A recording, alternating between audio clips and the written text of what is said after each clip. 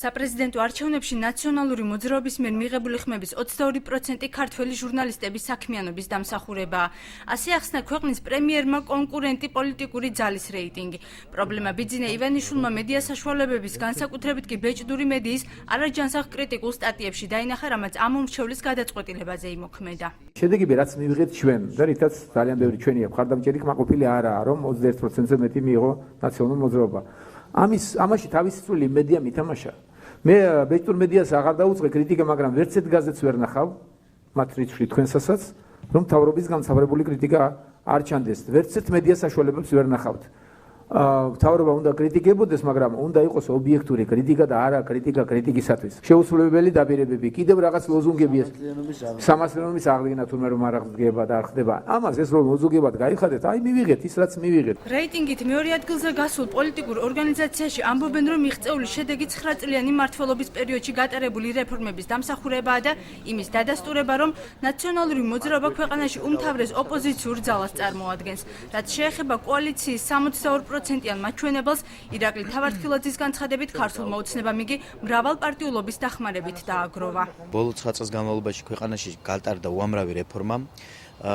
არარსებული სახელმწიფო შეიქმნა სახელმწიფოდ, ქვეყანა გახდა ღირსეული მთელს მსოფლიო ასპარეზზე, ანგარიშგასაწევი ძალა, ვიტყვი რეგიონში ლიდერი, მოხდა საკმაოდ დიდი ეკონომიკური წინსვლა, შებრძოლება უმუშევრობასთან, ეკონომიკურ ზრდასთან.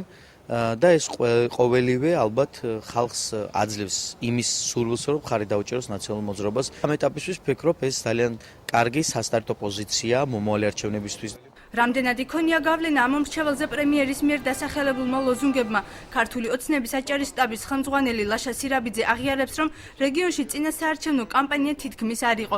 აღნიშნავს, რომ წილი ბიუჯეტით სხვა აქტივობები შეუძლებელი იყო. ამ ეტაპისათვის მათ 21% მიიღეს ნამდვილად ბევრი მეჩვენება სამაგისოდ, მაგრამ არის გარკვეულწილად შეიძლება ჩვენში შეცდომები რაღაც ძალიან მცირე, მაგრამ ეს კიდევ ერთხელ ვადასტურებს ჩვენი გუნდი, რომ ეს იყო საბოტაჟი, ეს იყო არასწორი მიდგომა იმ ხელისუფლების მიმართ, როდესაც ყველა ასპექტში უნდათ რომ ჩაეგდოთ და ხელისუფლების ბრალია ყოფილიყო ეს ყველაფერი. აჭარის მთავრობის თავმჯდომარე აცხადებს, რომ ნაციონალურ მოძრაობასთან თანამშრომლობა ძველებურად ვეღარ გაგრძელდება, მით უფრო რომ ახლა მმართველ გუნდში ერთი და იგივე პოლიტიკური ძალაა. ჩვენი კოალიციის კანდიდატი გახდა პრეზიდენტი და ეს უკვე იმას ნიშნავს, რომ კოჰაბიტაცია ვერ იქნება, თუ იქნება ისიც პარტიების დონეზე და ეს გიშფობას აარჩევნოთ და ასე შემდეგ. სხვა მმართველობით ორგანოში ნაციონალურ მოძრაობას უკვე წარმომადგენლობა აღარ ეყოლება.